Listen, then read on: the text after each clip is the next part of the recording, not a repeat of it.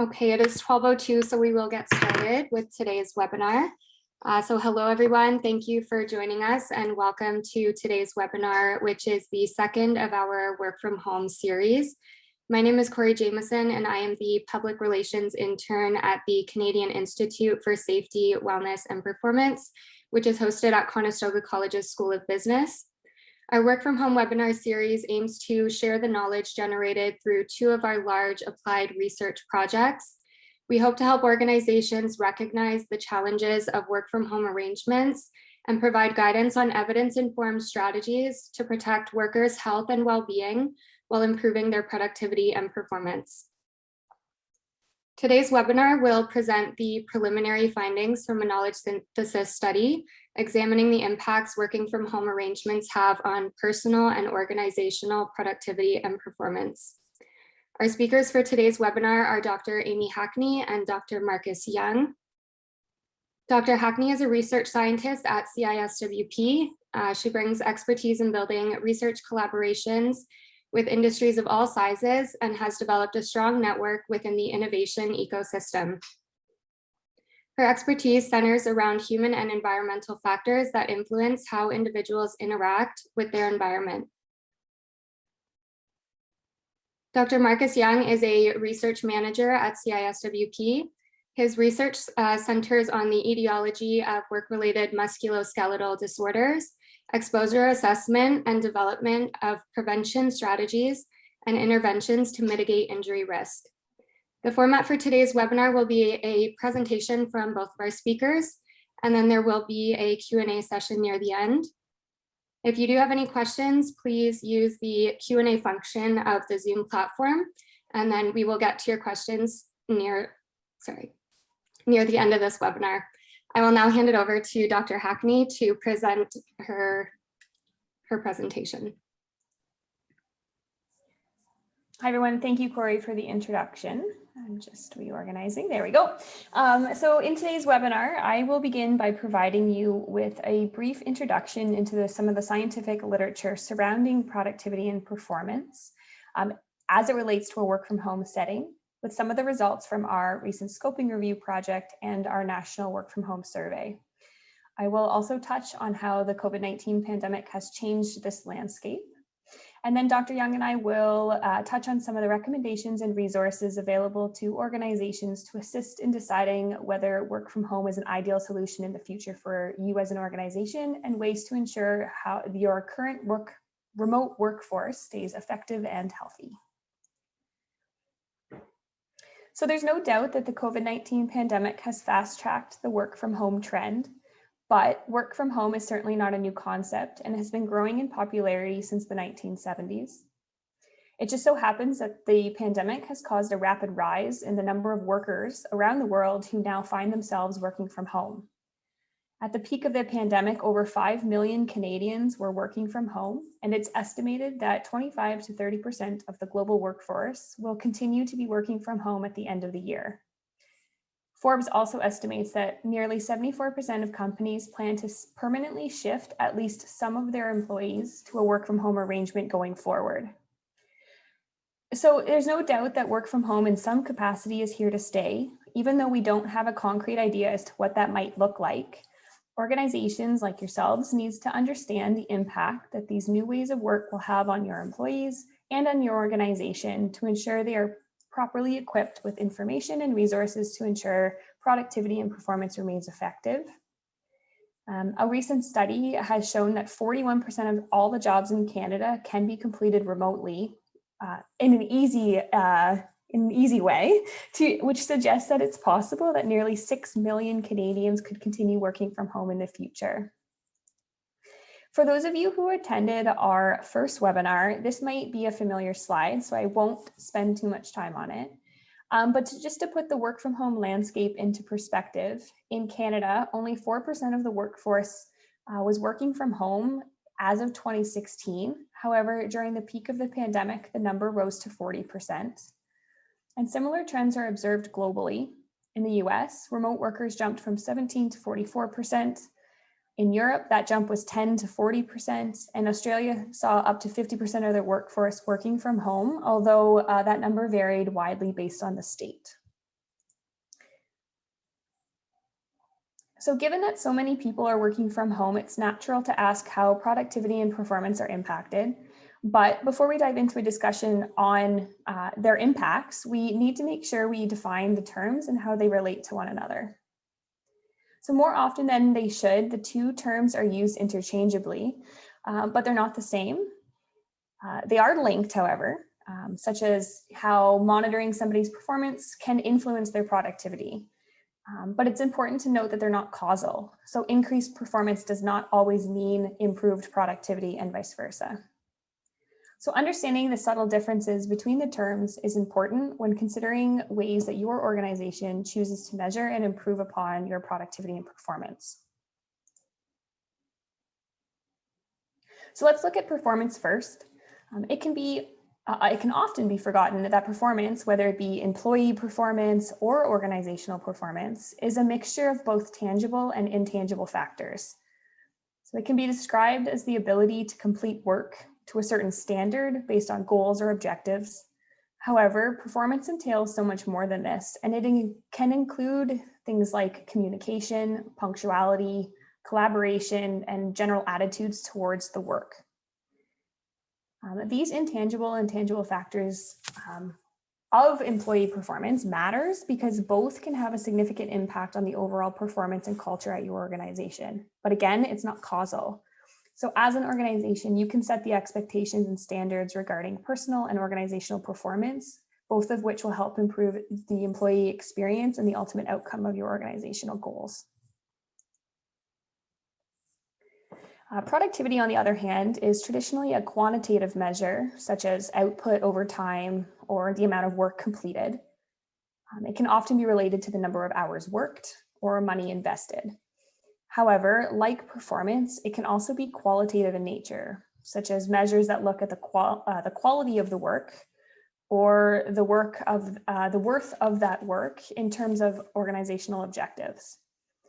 So productivity is also often associated with misconceptions in the workplace. It's also therefore important that we remember that these things like the number of hours worked does not always increase productivity, or that downtime does not automatically mean a decrease in productivity. Or even further, multitasking doesn't always improve it. So these are things that are important factors to take into consideration when you are working with your team to determine what productivity means to you and how you will monitor it. So given the sudden necessity to have large portions of the workforce working from home, it's important that organizations understand how these arrangements are impacting both their employees and their organization as a whole. To gather some more information about this question, we've conducted a scoping review that synthesized all the current academic literature surrounding this question. We'll note that this project was co-funded by the Social Sciences and Humanities Research Council, or SSHRC, for those of you who are familiar, and the Government of Canada's Future Skills Program. For those unaware of what a scoping review is, this entailed a search of 4 relevant databases of academic peer-reviewed literature, and then we screened all the articles in a 2-step process, first through their title and abstracts, and then through a full text review. So in these steps, we excluded projects that were conducted prior to 2010 and those that were not written in English. And in order for an article to be included in the study, they must have specifically measured productivity or performance directly and focused on work from home populations.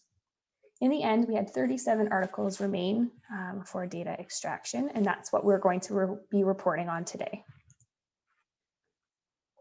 So for the research articles that remained, we observed some very interesting trends that are worth noting.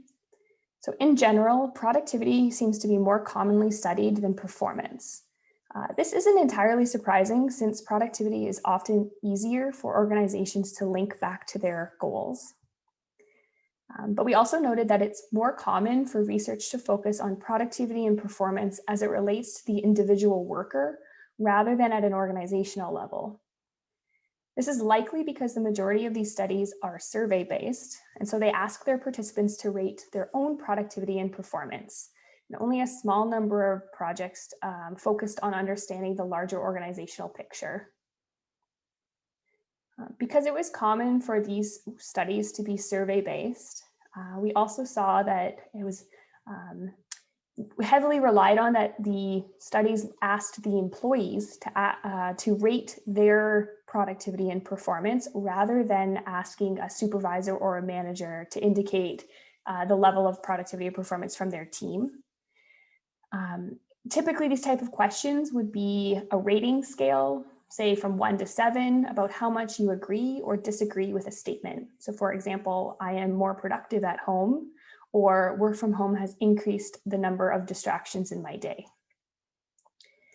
Lastly, we also saw that about 35% of these articles were specifically focused on work from home during COVID-19.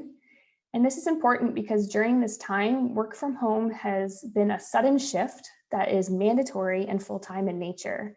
So people might not be as prepared, organizations may not be as prepared for the work from home or the setup or the communication or the technology, so on and so forth. So the impacts of a scenario like this is no doubt different than one where a work from home arrangement is optional or part-time in nature. So in addition to including direct measures of productivity and performance, there are several other measures that are often linked to these terms. These are listed here, and these are the most common ones that were examined in these studies.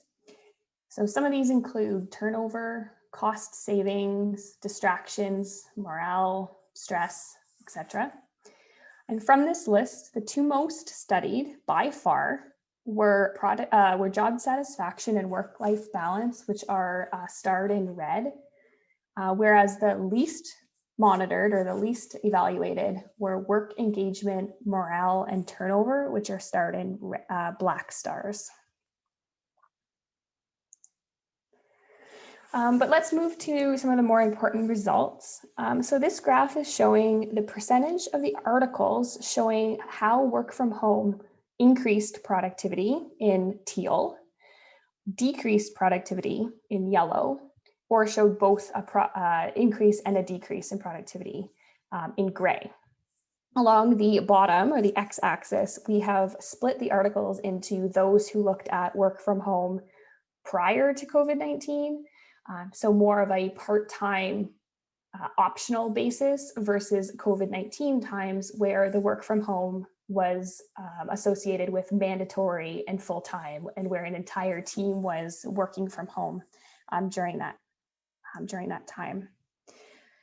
So what we're seeing here, circled in red, is that in non-COVID times, work from home increases productivity and performance almost 80% of the time. When we are considering gender, so males versus females and the impact of productivity and performance, we see that women are benefiting more from working from home compared to men. However, when we consider COVID-19 and the situation around their work from home, only 23% of our articles were showing that productivity and performance increases during work from home. And instead, we see that 38%, which is the yellow and red circle on the graph, is showing a decrease in productivity and performance when working from home. So I guess it isn't all that surprising that decreases were observed, given that COVID-19 made these arrangements mandatory, full-time, as well as additional external factors at play, such as stress, childcare, or job type.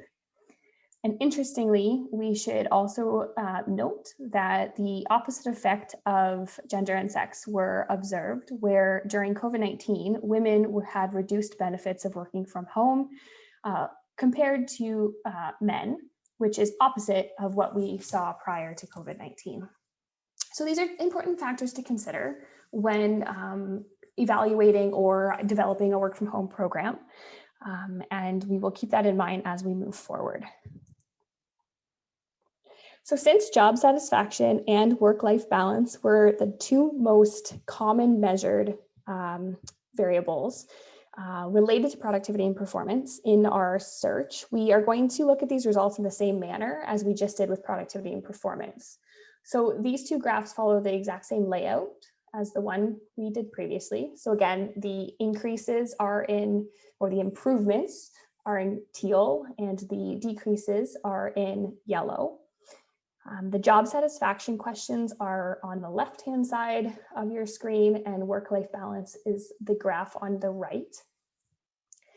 And what we're seeing here, circled in red first, is that in non-COVID times, both job satisfaction and work-life balance are in general positively impacted by work from home. Again, almost 80% of articles are showing this positive impact. However, when we consider COVID-19 and the mandatory work from home, both measures see drops in their effectiveness.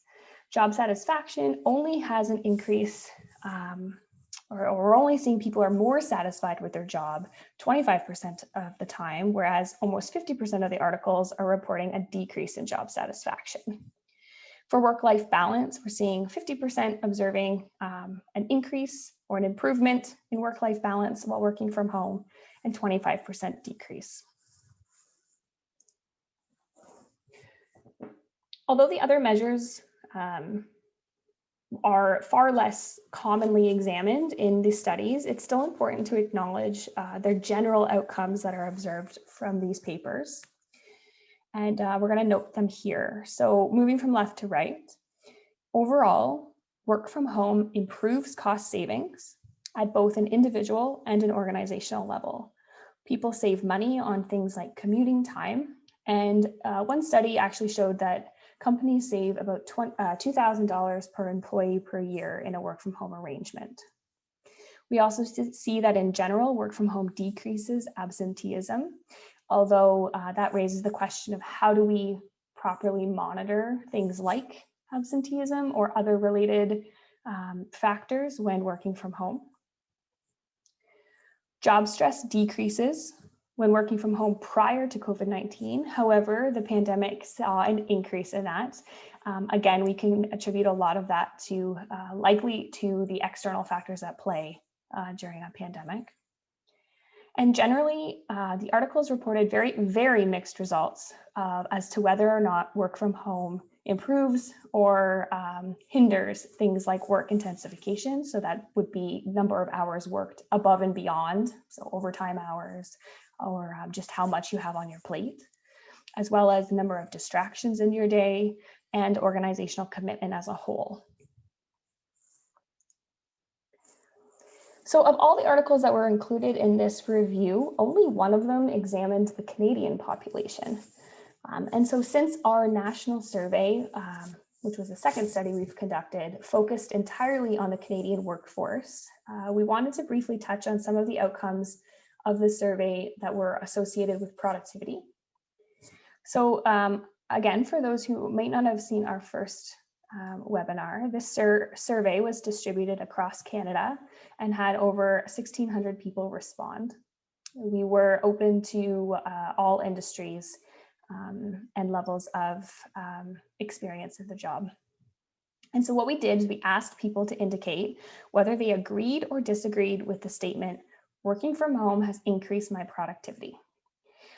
And so this graph on the left, this pie graph, is showing the responses in agreement. So in teal, this is going to be the result of people who agree with that statement. In yellow, are the neutral or the I don't know response. And then grays are the disagree. So people thinking that work from home does not improve their productivity. And in general, what we're seeing is about 65% of people agree that they are more productive at home, whereas only 14% believe they are less productive. Lastly, we asked people whether or not their access to technology and software at home enabled or hindered their productivity. And so on the bar graph here on the right-hand side of the screen, the teal bars represent the technology-enabled productivity question, and the yellow is the software-enabled productivity question. Interestingly, nearly 90% of people agreed that both technology and software that they have available to them at home, provided by their employer or by themselves, improve their productivity while working from home. And this is important because given that access to technology is typically a major factor in ineffective work from home arrangements, it's reassuring to know that Canadians feel, for the most part, they are well suited in this regard. So a few major takeaway points from all of this information that was presented so far, before we transition to a discussion on recommendations, are as follows. So it's important to remember that it takes time to adapt to work from home. During a public health crisis like the COVID-19 pandemic, that sudden shift to work from home forced organizations into these arrangements. And so we may see that the adaptation to this new way of work took a little bit more time than anticipated. However, when you're starting to think about what work from home may look like for your organization in the future, it's still important to remember that all types of work from home will take time to adapt to from both an individual worker and the organization's perspective. There are many factors that will influence personal and organizational productivity, and many of which will be unique to each individual and each organization. So some of these factors can be controlled by an organization, they can be planned and accounted for, but a lot of them can't. And so regardless, all of these factors must be considered when evaluating a work from home program's effectiveness and deciding whether the program is for you in the future. So in general, we see that ineffective communication and low social support decreases productivity. Work from home productivity increases with appropriate working hours, but it will decrease the more an individual is working outside of their normal hours. So when work intensification increases, so working on weekends or working in the evenings, for example, we're going to start to see productivity decrease. You may see that productivity and performance initially decreases, but over time, employees, managers, and teams can adapt. We see that work from home is best suited for tasks that are creative in nature, where the individual has some independence on their day-to-day tasks.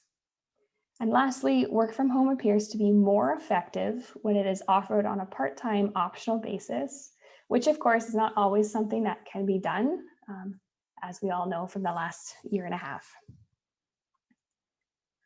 So keeping all of this in mind, what are some of the organizational strategies for ensuring effective work from home arrangements for your organization?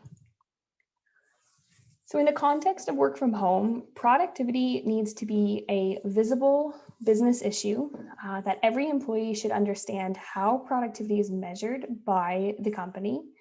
Communication on these goals, their measurements, and their progress should be communicated to employees on a predetermined and reoccurring basis as a means of open communication, but also just to ensure that progress is being monitored.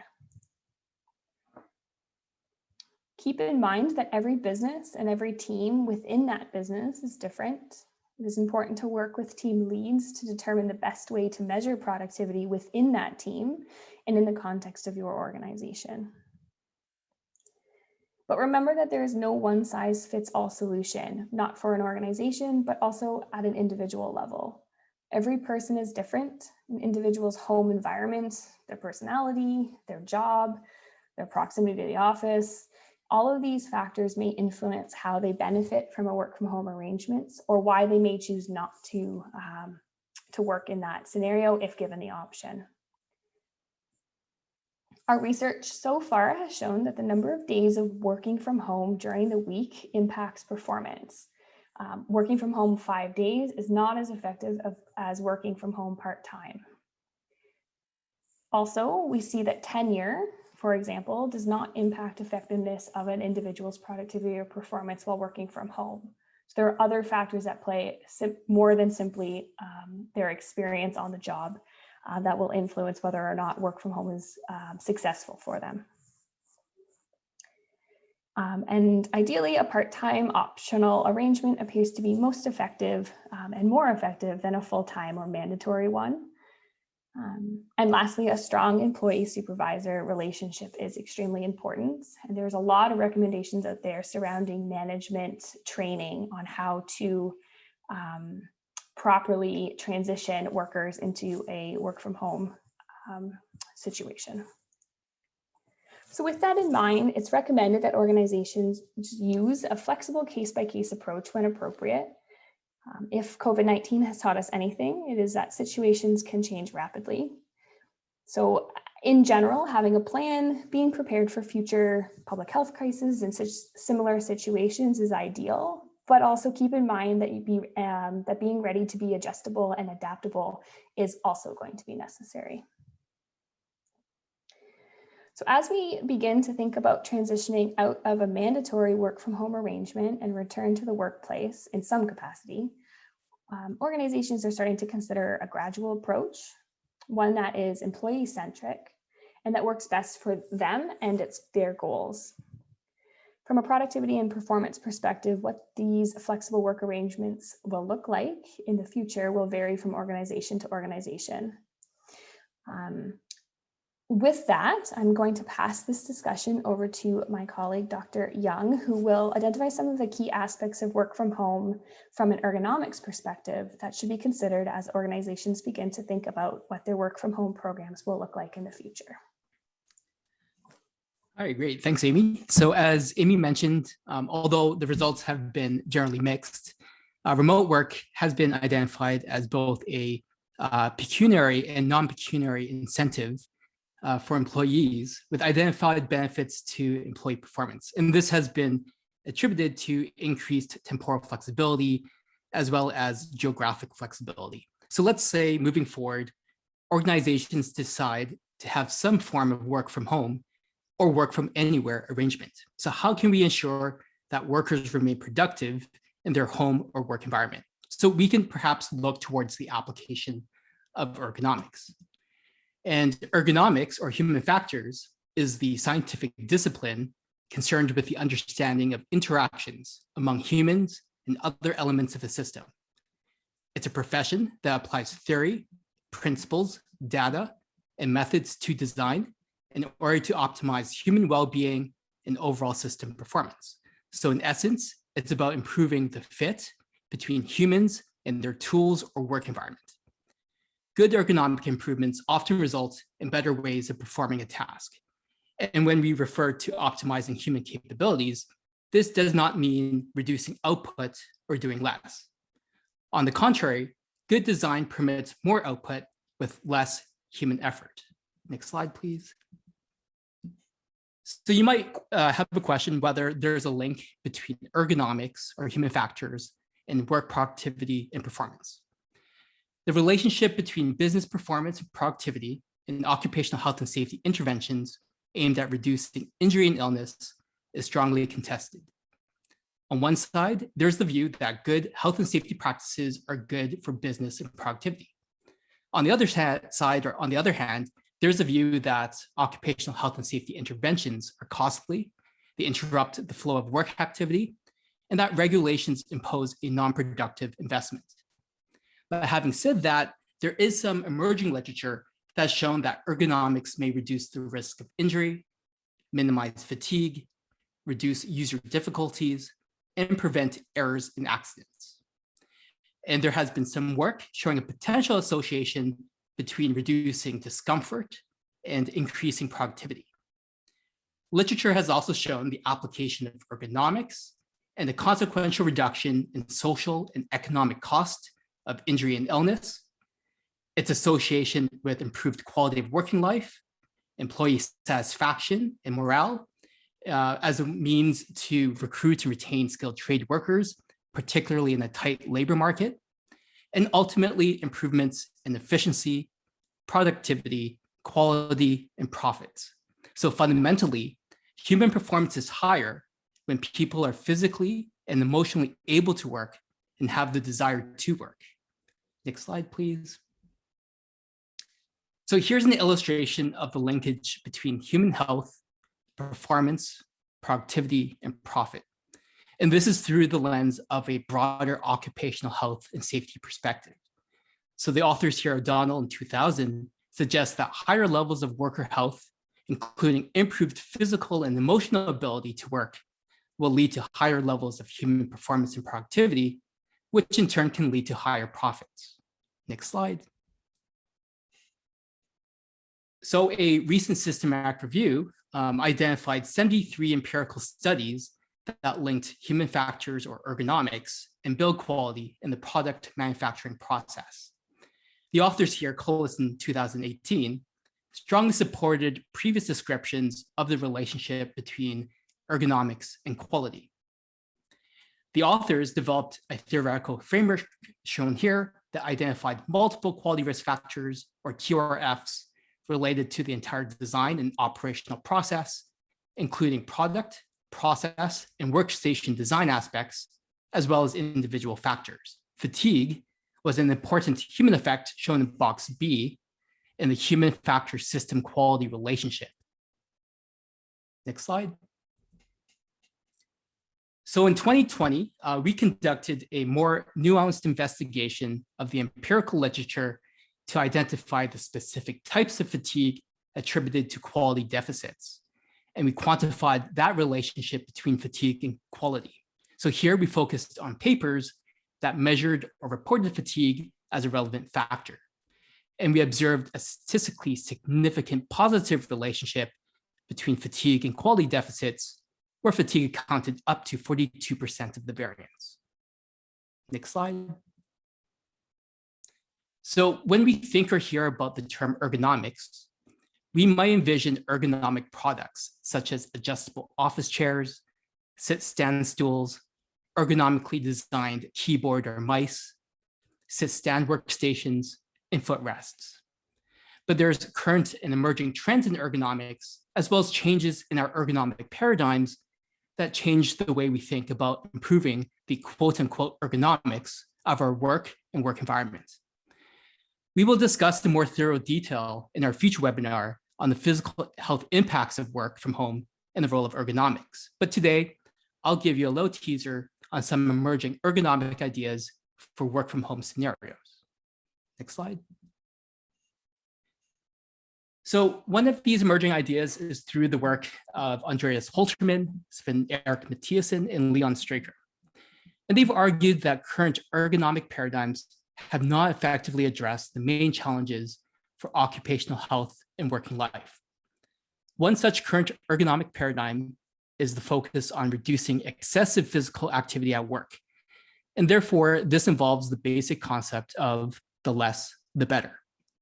And for decades, we focused on reducing excessive physical activity through legislation, mechanization, automation, and technical ergonomic aids. And this has led to a reduction of physical activity. But this is without a concomitant reduction in health impairments. Additionally, sedentary work has become more prevalent, such as the case with work from home.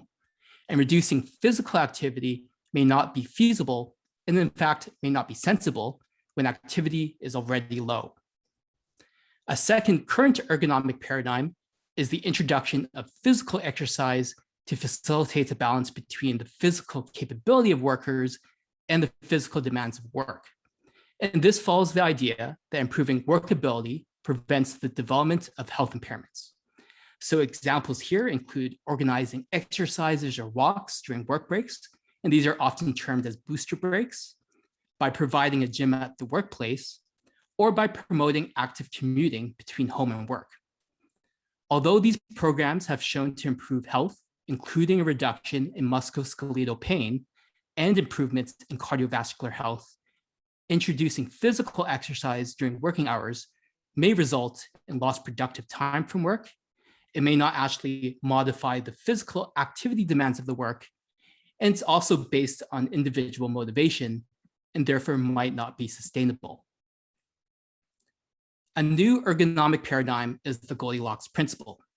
And this aims to design work to be just right, to provide sufficient stimulus to improve function while not being too high to cause pain or fatigue, while allowing for sufficient recovery.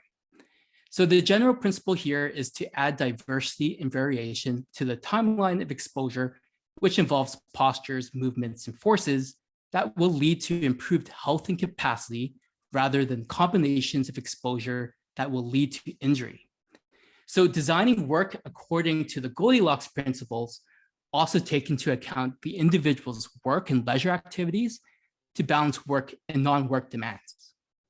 So some approaches here include changing how to perform the tasks, such as utilizing sit, stand, and activity permissive workstations, by changing the time pattern of work tasks, such as the arrangement of the task throughout your workday, or by introducing new tasks that deviate from those that are typically performed. Next slide, please. So here's an example in office work, which is quite exemplary of what you would find in the work from home scenario. Studies have reported that office workers in general sit about 5.5 hours during working hours and often in long continuous bouts. So what can we do to design work on the basis of the Goldilocks principle? Well, we can implement sit-stand stations to enable both sitting and standing postures at suitable time periods, by promoting changes in sitting and reclining postures throughout the day, by ensuring that during work breaks, our employees have opportunities to move and be physically active, and also consider wearables such as activity watches to motivate and schedule reminders to walk, move, and change postures. So this is just an example of how ergonomics, which has been linked to productivity and performance through the Goldilocks principle paradigm, may be implemented to address some of the occupational health and safety and worker productivity challenges. And as I mentioned before, we hope to expand in greater detail in our future webinar the physical impact of work from home and strategies to address these issues. So for now, I'd like to toss this webinar back to Corey for a wrap up and audience questions.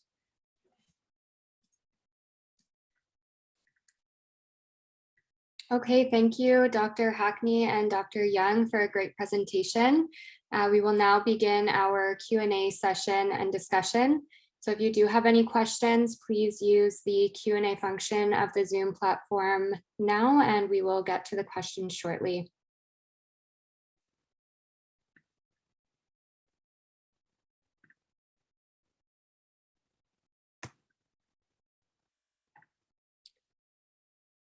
All right, so just to start off, we did have a question just wondering if the slide deck will be made available.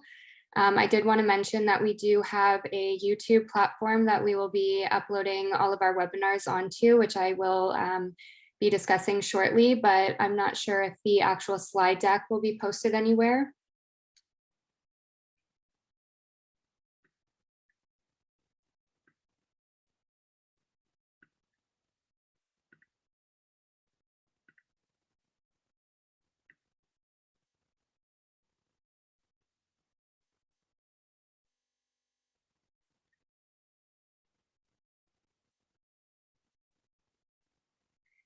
All right, and we did have a comment that I'm not sure if Amy wants to comment on.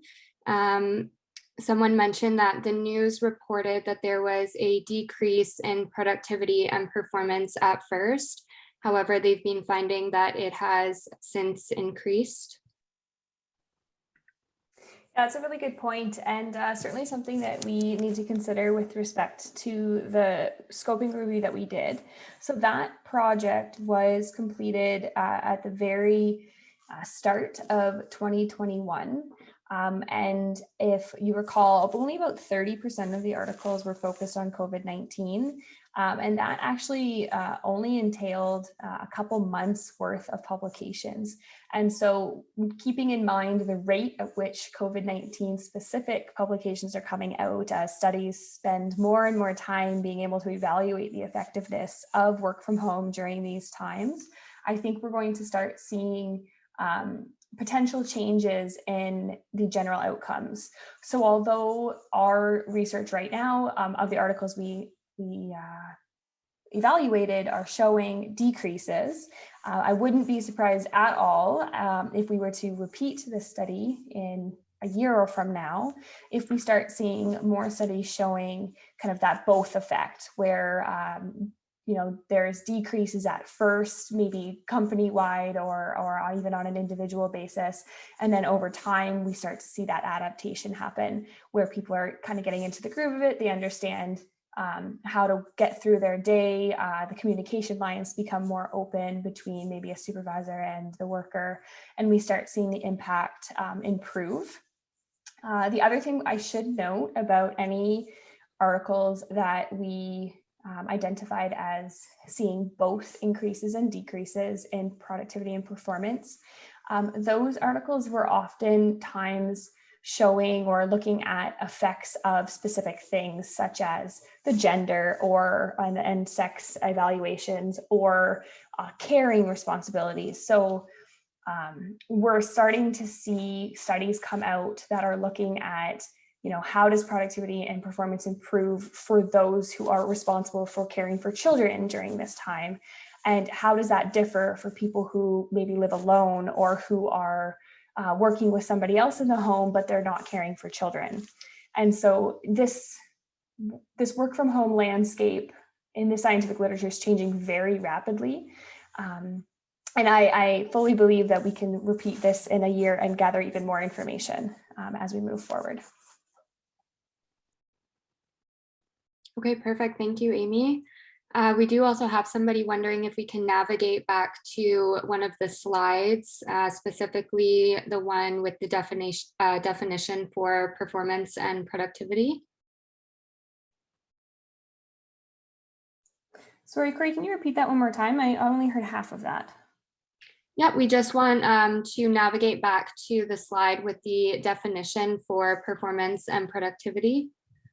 Sure, let me flip through that. Give me one moment.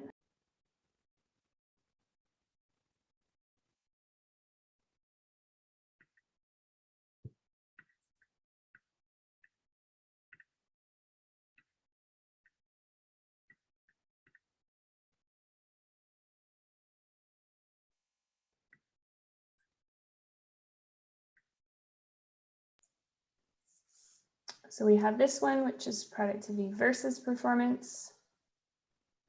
We can also look at, if my computer catches up with my clicks, performance and productivity. Is this what was being asked? Yep.